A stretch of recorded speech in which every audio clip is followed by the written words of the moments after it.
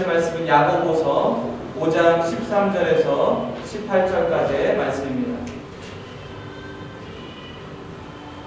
야고보서 5장 13절부터 18절까지의 말씀 같이 교독하시도록 하겠습니다. 제가 13절 말씀 읽겠습니다. 너희 중에 고난 당하는 자가 있느냐 그는 기도할 것이요 즐거워하는 자가 있느냐 그는 찬송할지라. 너희 중에 정죄 자가 있느냐 그는 교회의 선을 교환할 것이요 그들은 주의 이름으로 기도를 하며 그를 위하여 기도할지라. 믿음의 기도는 병든 자를 구원하리니 주께서 그를 일으키시리라. 혹시 죄를 범하였을지라도 사하심을 받으리라. 그러므로 너희 죄를 서로 고백하며 용납한 길을 더해서 기도하라. 이에 하나님은 역사하는 힘이 크니라. 엘리야는 우리와 성정이 같은 사람이로되 그가 비가 오지 않기를 간절히 기도한즉 3년 6개월 동안 땅에 비가 오지 아니하고 다시 기도하니 하늘이 비를 주어 땅이 열매를 맺었느니라. 아멘. 오늘 야고보서 5장 말씀을 나누면서 네 번째 야고보서 시간입니다. 그리고 오늘부터 야고보서 말씀을 마무리하려고 합니다. 지난 세 번에 걸쳐서 야고보서 1장부터 2장 말씀을 가지고 여러분과 같이 말씀을 나누었죠. 그런데 야고보서 3장 말씀은 제가 이렇게 건너 뜨었는데, 왜냐면 야고보서 3장은 여러분들이 보시면 알겠지만 야고보가 다시 한번 말에 대해 다시 한번 언급하고 있기 때문입니다. 2장 말씀을 할 때 그 말에 대해서 성도들이 말 조심의 함에 대해서 나누었기 때문에 3장 말씀은 넘어가고 오늘 4장과 5장 말씀을 가지고 여러분과 같이 믿음의 기도라는 제목으로 은혜를 받기를 원합니다. 그렇다면 4장 1절 말씀을 한번 같이 보시면 4장 1절에 이렇게 말씀이 시작되고 있습니다. 너희 중에 싸움이 어디로부터 다툼이 어디로부터 나느냐 너희 지체 중에서 싸우는 정욕으로부터 나는 것이 아니냐. 그리고 2절 말씀에 너희 욕심을 내어도 얻지 못하여 살인하며 시기하여 능히 취하지 못함으로 다투고 싸우는구나. 너희가 얻지 못함은 구하지 아니하기 때문이요. 이렇게 말씀을 하고 있죠. 싸움과 다툼이 어디서 나는가? 야고보가 야고보서를 기록하면서 당시 믿음의 성도, 믿음의 사람이라고 하는 사람들이 교회 안에서 일어나고 있는 다툼들, 또한 성도들이 시험을 받는 그 이유에 대해서 그 내용을 가지고 야고보서를 썼다고 말씀드렸죠. 그래서 교회 안에 싸움과 다툼이 어디서부터 나오는가? 그것은 인간이 가지고 있는 종욕, 인간의 욕심 때문이다라고 야고보는 얘기하고 있는 것입니다. 야고보가 보기에 교회 안에 싸우고 미워하는 것은 바로 각 개인들이 가지고 있는 욕심 때문이다. 결국 교회 안에 일어나는 싸움은 인간의 탐욕 때문에, 인간의 욕심 때문에 일어나고 있다. 우리가 종종 듣는 소식들 들어보면 교회 안에서 싸움이 일어나고 싸워서 또 교회가 갈라지는 그런 소식들을 듣게 되죠. 왜 그러한 일들이 교회 안에 일어나고 있는가? 바로 교회 안에 성도다, 신자라고 얘기하는 사람들이 각자의 개인적인 욕심들, 또한 탐욕 때문에 그러한 싸움들이 일어나게 된다는 거예요. 그러한 싸움들 때문에 결국은 교회가 갈라지게 되고, 그 갈라지는 것 때문에 또 세상이 교회를 비판하고 판단하게 되는 어떤 그런 문제들이 일어나게 되는 것을 볼 수 있습니다.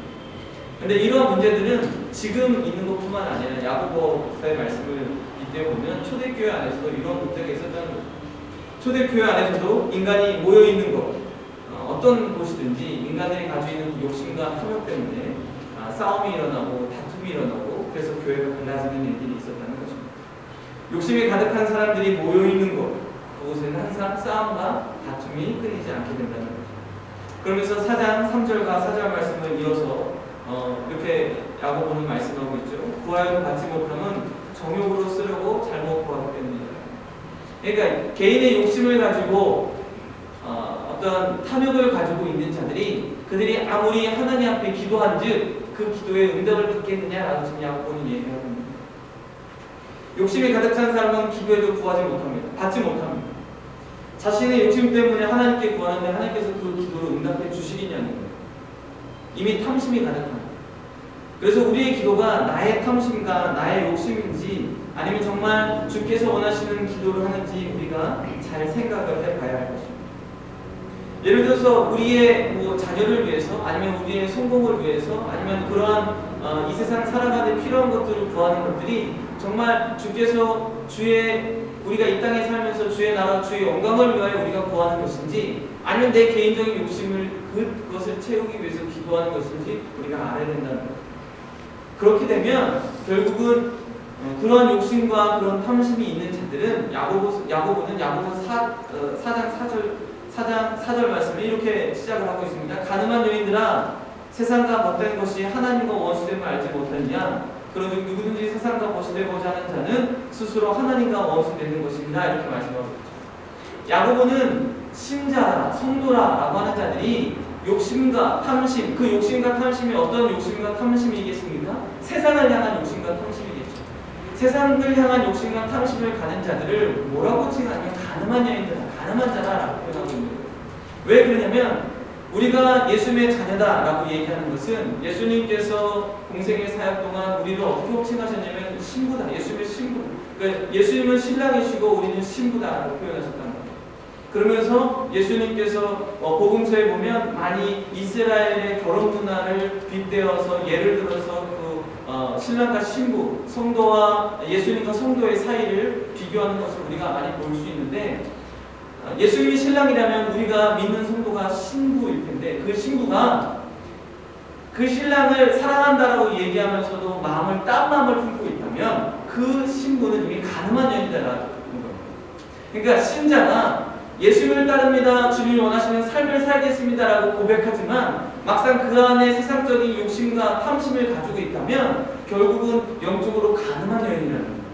야고보는 지금 그래서 4장 4절 말씀에 가늠한 여인들아 4장 1절에서는 너희들이 교회에서 탐심과 욕심을 가지고 있는 자들 그런 욕심을 가지고 기도한들 하나님께서 그 기도를 응답해 주시겠느냐 그러한 자들을 야고보는 가늠한 여인들아라고 표현을 하고 있는 거예요.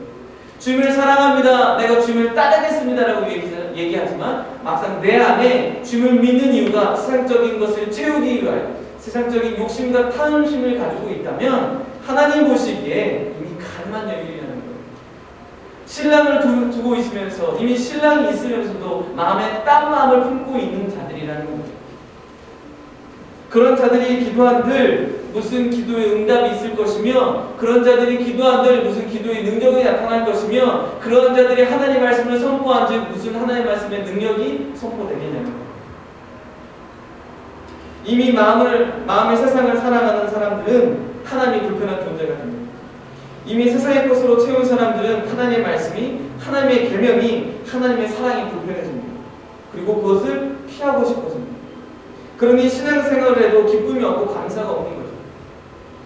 세상을 벗겨서 사는 사람들은 세상의 것으로 기준을 삼으니까 세상의 좋은 직장과 세상의 부유함을 기준으로 삼으니까 그래서 그런 것들을 가지고 있는 사람들을 축복받은 자라고 정의를 내리게 된다는 거예요. 그러면서 자신이 주어지지 않은 것, 자신이 가지고 있지 않은 것에 대해서 불평하고 불만을 가지고 있는 그러니 신앙생활을 한다고 하지만 막상 그 신앙생활, 그 삶이 얼마나 지옥이 되겠습니까? 그래서 야고보서 4장 8절 말씀을 보시면 야고보는 또 이렇게 이어서 말씀하고 있습니다. 하나님을 가까이 하라. 그리하면 너희를 가까이 하시리라. 죄인들아 손을 깨끗이 하라. 두 마음을 품은 자들아 마음을 성결하게 하라. 라고 얘기하고 있는 것입니다. 손을 깨끗이 하라. 두 마음을 품은 자들아 마음을 성결하게 하라. 세상을 사랑하고 세상의 가치를 높게 보는 사람들에게 그것을 내려놓고 그것을 쫓지 말고 세상의 어떤 가치를 쫓지 말고 하나님을 바라보라라고 얘기합니다. 하나님의 소망을 두는 자, 주께서 주신 은혜로 채우는 자. 그러면 세상의 기준을 보았을 때 어쩌면 내가 아무것도 안 가질 수 있고 아무것도 소유하지 않은 것처럼 보일 수 있지만 내 안에 말할 수 없는 기쁨과 감사가 넘치게 됩니다. 그러면 바로 내 마음에 천국의 은혜가 내려질 거죠. 그런 사람들이 모여있는 가정, 그런 사람들이 모여있는 교회라면 바로 그곳이 천국이 되지 않겠습니까? 작은 천국을 경험하지 않겠습니까? 세상적인 욕심을 내려놓고 세상적인 가치를 내려놓고 오직 주님만 바라보면서 주님을 통해서 얻는 영적인 기쁨을 체험한 자들이 모여있는 그 가정, 그 교회, 그 가정과 그 교회가 바로 이 땅에서 누릴 수 있는 가장 작은 천국이 되는 줄 믿습니다. 이제 야고보는 야고보서 11절 말씀에 서로 비판하지 말고 비방하지 말아야 할 것을 언급하고 있습니다. 우리는 다른 사람들을 판단하고 비판할 권한이 없습니다. 이 판단과 비판은 교만에서 오는 것이기 때문에 내가 다른 사람들을 판단하고 정죄하는 것은 내가 교만하는 증거입니다. 저 사람들은 왜 저렇게 할까? 왜 저 사람 말을 저렇게 할까? 왜 저 사람은 저렇게 행동할까? 하는 것은 내 안에 교만함이 있다라는 거예요. 왜? 내가 이미 정죄하고 판단하고 있으니까. 왜? 그 말은 나는 그렇게 살고 있지 않으니까. 나는 그렇게 말하고 있지 않으니까. 나는 그렇게 행동하고 있지 않으니까 라고 생각하고 있는 거예요. 그 생각과 그 마음은 바로 교만에서 온다는 거예요. 그리고 그래서 13절 말씀에 야고보는 허탄한 생각을 버리려고 경고합니다. 이런 허탄한 생각은 험한 것, 특히 물질적인 것에 대해서 경고하는 거죠. 그러면서 내가 하면 될 것 같은 생각들, 이런 생각들을 경고하면서 우리 삶이 주님께 있다는 것을 야고보는 다시 한번 언급하고 있습니다. 그러면서 이어서 5장 말씀으로 이어지고 있습니다. 야고보가 성도들이 시험에 빠지는 것을 보고 내린 결론, 그것은 바로 물질적인 것, 돈에 가는 것, 그러니까 세상적인 거라는 거예요. 그러니까 야고보가 보았을 때 성도가 시험받는 이유는 그의 마음이 어디에 있다? 세상에 있다는 거예요. 그러니까 야고보의 기준으로 야고보가 판단했을 때, 야고보가 보았을 때 성도들이 교회 안에서 흔들리고 시험에 빠지고 좌절하고 힘드는 이유는 그의 마음에 어디에 있다? 세상에 있다는 거예요. 천국에 있는 것이 아니라 주님께 있는 것이 아니라 내 마음이 세상에 있으니까 자꾸 교회 안에 그 마음을 가지고 교회 안에 들어오니까 교회 안에서 시험이 드는 거죠. 그러면서 5장 1절 말씀에 갑자기 뜬금없이 야고보가 이렇게 기록하고 있습니다. 들으라 부한 자들아 너희에게 임할 고생으로 말미암아 울고 통곡하라. 5장 1절에 야고보가 지금 뜬금없이 부한 자들아, 부유한 자들아 라고 지금 말씀을 시작하고 있습니다. 지금 왜 부자에 대해서 지금 야고보가 얘기하고 있는가? 세상의 사람들이, 그러니까 성도라고 하는 사람들이 하나님을 모르는 자가 아니라 하나님을 믿고 있는 자는 성도들이 자꾸 부한 자들, 부유함을 쫓아가고 있으니까 그들을 향해서 언급하고 있는 거예요. 부한 자들, 부유한 자들. 요즘에 한국에서 처음 누군가를 만났을 때 호칭이 바뀌었다고 그러죠. 예전에는 처음 만났을 때 호칭을 어떻게 될지 모를 때 보통 이렇게 불렀다고 해요. 선생님 이렇게 호칭을 불렀다고 해요. 선생님. 근데 요즘에 호칭이 어떻게 바뀌냐면 사장님으로 바뀌었대요. 그러니까 예전에는 선생님이 가장 좋은 호칭이었던 거죠. 선생님 하면 존경받고 어떤 사람들한테 그래도 어느 정도 그러니까 사회에서 많은 사람들부터 존경을 받는 사람이 선생님이었다면 요즘에 세상 사람들의 기준으로 가치로 봤을 때 선생님이 좋은 것이 아니라 사장님이 좋은 거예요. 사장님이란 뭐예요? 어느 정도 사업을 해서 성공한 사람. 그래서 처음 만났을 때 어떻게 호칭을 부르는지 모르면 다 이렇게 부른대요. 사장님. 그 사람이 사장이 아니던 기던 아니던 상관없이 사장님으로 호칭이 바뀌어진다는 거예요. 왜 그렇습니까? 세상의 기준이 돈을 많이 벌면 성공이라는 그 단어가 따라오기 때문에 그렇다. 어디를 가도 성공한 사람, 어디를 가도 많은 것을 가지고 있는 사람을 성공한 자들이라고 얘기하죠.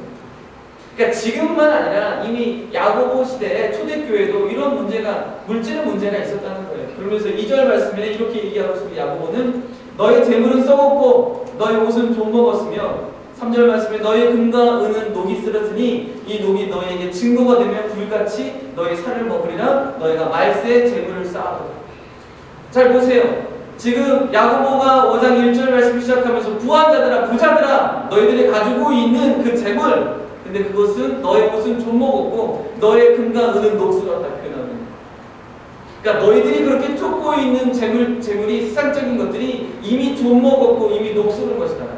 여러분, 우리가 아무리 좋은 것을 가지고 있어도, 좋은 가장 비싼 명품 옷을 가지고 있어도, 아무리 좋은 금과 은을 가지고 있어도 그것이 녹이 슬었고 좀이 썩었다면 아무런 가치가 없잖아요. 그런데 세상적인 것들을 쫓아가고 있는 성도들을 향해서 너희들이 그렇게 향해 달려가고 있는, 그것을 얻기 위해 달려가고 있는 그것들이 좀 먹은 것이며 이미 녹슬은 것이다 라고 지금 야고보는 얘기합니다.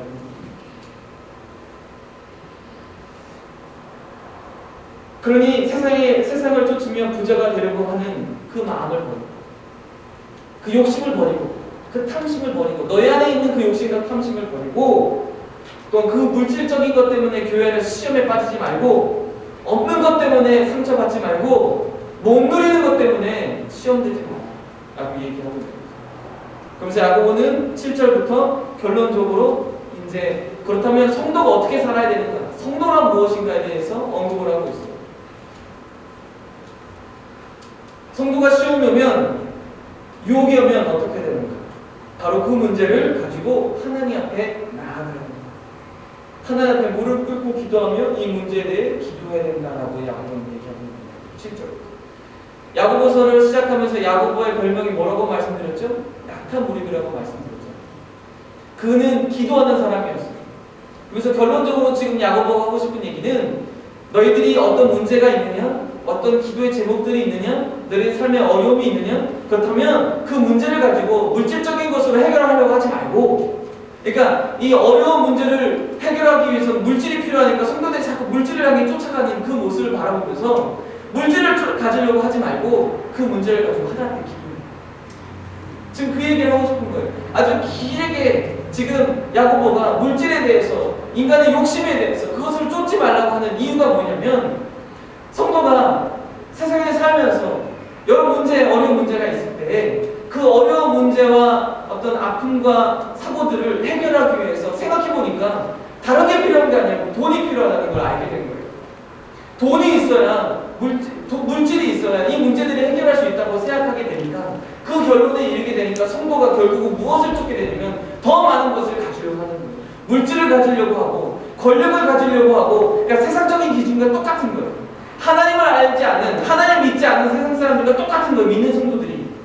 아, 그렇구나. 세상에서 문제가 있을 때 이 문제를 해결할 수 있는 방법은 돈이구나. 세상에서 어려운 문제가 있을 때 누군가가 나를 고소하고 누군가가 나를 아프게 할 때 이 문제를 해결할 수 있는 것은 권력이구나 라고 성도들 알게 된 거예요.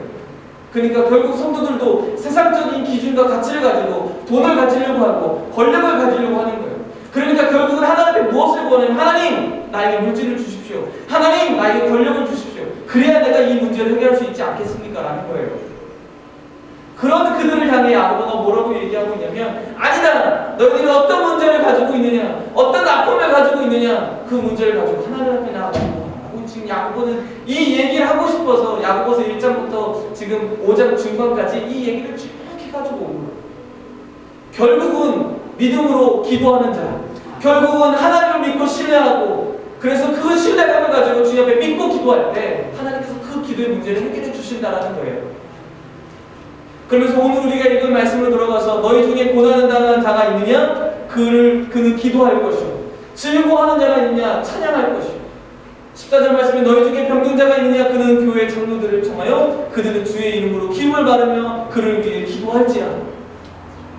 믿음의 기도는 병든 자를 구하나니 주께서 그를 일으키시리라. 혹시 죄를 범하였을지라도 그 죄를 사해 주시리라 라고 지금 얘기하면서 결국은 이 얘기를 하고 싶은 거예요. 야고보는 너에게 믿음의 성도들이라고 얘기하고 있는, 예수를 믿고 따르는 성도라고 있는 그들을 향해 여전히 겉으로는 성도이지만 결국은 삶은 세상 사람들과 전혀 다른 것이 없는 그 믿음의 성도를 향해 너희들이 문제가 있느냐, 너희들이 어려움이 있느냐, 그 문제를 가지고 믿고 기도하라. 세상적인 기준으로, 세상적인 가치로 그걸 해결하려고 하지 말고 먼저 주님 앞에 믿음으로 기도하면 하나님께서 그것을 주의 뜻대로, 주의 방법대로 해결해 주실 것이다 라고 얘기하고 있는 거예요. 그러면서 한 사람을 예로 드는데 바로 17절 말씀에 나오는 엘리야예요. 엘리야는 우리와 성경에 같은 사람이로되 그가 비가 오지 않기를 간절히 기도한즉 3년 6개월 동안 땅에 비가 오지 않고 18절 말씀에 다시 기도하니 하늘이 비를 주고 땅이 열매를 맺었느니라.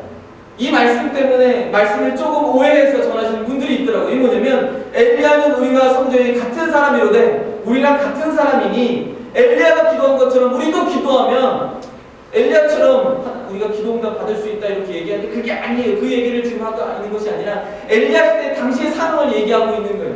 엘리야는 이스라엘의 선지자였는데 당시 이스라엘 왕 아합 왕이 가장 악한 왕이었어요. 그리고 그 왕이 하나님께서 세우신 나라인데 그 왕이 누구를 섬기면 바알 신을 섬겼단 말이에요. 이 바알 신은 어떤 신이냐면 바로 날씨를 주관하는 신이었어요. 그래서 지금 엘리야를 통해서 하나님께서 기도하라고 3년 반 동안 비가 오지 않기를 위해 기도하라고 말씀하신 거예요. 그래서 이스라엘 백성들에게 이 신이 진짜 누구인지, 진짜 신이 누구인지를 알려주고 싶으셨던 거예요. 바알 신이 날씨를 주관하는 신인데, 그래서 그 이스라엘의 잘못된 그 왕 때문에 이스라엘 백성들이, 하나님의 백성들이 자꾸 우상을 향해 기도하니까 엘리야를 통해서 3년 반 동안 기도해서 비가 오지 않게 하신 거예요. 그래서 이스라엘 백성을 통해서 누가 진짜 신인지를 알게 하시기 위하여 엘리야를 통해서 기도를 시키셨다는 거예요. 그래서 우리가 그냥 나가서 주님 이렇게 비가 많이 오는데 비 좀 오지 않게 해주세요 그래서 기도한다고 해서 기도 응답 받는 것이 아니라, 당시 상황 가운데 하나님의 백성이 하나님을 따르는 것이 아니라 날씨를 주관하는 그 우상을 섬기는 것을 보시고 엘리야를 통해서 이 날씨를 주관하는 것이 하나님이심을 고백하게 하시기 위하여 3년 반 동안 기도시키신 거예요. 3년 반 동안 비가 오지 않도록 엘리야를 통해서 기도시키신 거예요. 그래서 우리가 잘 알고 있는 열왕기상 17절과 18절 말씀에 보면 엘리야가 바알의 선지자들과 450명과 대결하는 장면이 나오잖아요. 제단을 쌓고 하늘에서 불이 내리면 누가 진짜인지를 알게 하자. 왜 그 내기를 하고 있냐면, 당시에 바알이 날씨를 주관하는 신이라고 믿고 있었기 때문에 하늘로부터 번개가 쳐서 자신의 제단을 태울 수 있는 신이 바알 신이라고 믿었기 때문에, 그래서 이스라엘 백성들을 다 모이게 한 다음에 그 엘리야가 바알의 제사장들을 비웃잖아요. 조롱하잖아요. 너희들이 그렇게 믿고 있는, 너희들이 그렇게 믿고 따르고 있는 날씨를 주관하는 신이 지금 졸고 있나 보다, 잠깐 마실 나갔나 보다 라고 조롱하는 이유가 뭐냐면, 그 너희들이 믿고 있는 신이 진짜가 아니다. 이 모든 것을 주관하시는 분이 하나님이심을 지금 공개적으로 선포하고 있는 장면이 바로 그 장면입니다. 그러면서 지금 18절 말씀도 이렇게 하잖아요. 다시 기도하는 게 하늘이 비를 주고 열매를 맺다. 그러니까 누가 진짜 신이라는 거예요. 하나님이 신임을 지금 선포했잖아요. 엘리야가 선포하고 있잖아요. 그래서 지금 성도들에게 야고보가 지금 이 엘리야의 말씀을 비유로 들으면서 뭐라고 얘기하고 싶은 거냐면, 너희들이 가지고 있는 문제와 아픔과 고통들을 세상적인 기준과 물질과 권력으로 해결할 수 있는 것 같지? 아니다. 모든 것을 주관하신 분이 하나님이십니다. 그래서 믿음의 성도에게 우선순위는 뭐냐? 바로 하나님 앞에 믿음으로 기도하는 것. 또 이 말씀을 듣고 우리는 아프면 기도만 하면 되는구나, 지금 그 말씀을 하고 있는 게 아니에요. 우리 아프면 병원 가야 될 수도 있죠. 그런 일 얘기하고 있는 거 아니에요. 믿음의 성도들이 우선순위가 바뀐 것을 지금 야고보는 얘기하고 있는 거예요. 왜 기도한다고 하면서, 왜 신앙이 있다고 얘기하면서 믿고 기도하면, 믿음으로 구하면 받은 줄 믿고, 그리고 우선순위가 하나님께 두어야 되는데, 천국의 소망을 둬야 되는데, 하나님 것의 소망을 둬야 되는데, 왜 너희들의 가치를 우선순위를 세상에 두느냐? 세상에 두고 세상의 기준을 두고 사느냐? 그러지 말고 우선순위를 하나님께, 천국의 소망을 두고. 그래서 우리에게 어떤 문제와 어려움이 있다면 믿음으로 기도하는 성도가 되기를 바라는 마음에서 야고보는 이 야고보서를 기록합니다. 그래서 지금 이 시대를 살고 있는 저와 여러분들에게, 어쩌면 우리가 세상을 살아갈 때 물질이, 제가 지난번에도 말씀드렸던 것처럼 필요하죠. 없으면 불편한 것이 물질일 수도 있겠죠. 권력이 있으면 좀 더 쉽게 문제가 해결될 수도 있겠죠. 하지만 그렇기 때문에 그것을 쫓아가는 것이 아니라, 믿음의 사람이라면, 하나님을 믿고 예수 그리스도를 구주로 영접한 사람이라면, 제일 먼저 나의 삶의 우선순위가 주님, 예수님, 하나님이 되기를 소망합니다. 그래서 하나님, 내 방법과 내 뜻대로 문제를 해결하기보다 하나님께 모든 것을 믿음으로 맡기는 자가 되기 원합니다. 그리고 하나님이 역사하시는 것을 체험하고 경험하기 원합니다. 그렇다면 하나님께서 정말 주의 사람들을 통해서 내가 생각하지 않은 방법대로 하나님께서 일하시고 역사하실 수 있는 거예요. 지금 야고보는 믿음의 성도들에게, 그러니 너희들의 욕심, 그러니까 어떤 세상의 문제들을 해결하기 위해 세상의 것들을 가지려고 하는 그 욕심과 탐심을 내어버리고, 너희들의 중심이 오직 하나님, 오직 주님, 그것을 우선순위로 두고 먼저 무릎 꿇고 기도를 할 수 있는 성도가 되기를 원하는 마음에서 이 말씀을 기록해 준 것입니다. 그리고 이 말씀을 지금 이 시대에 살고 있는 저와 여러분들에게 주시는 줄 믿습니다. 사랑하는 성도 여러분, 믿음으로 기도하시길 간절히 소망합니다.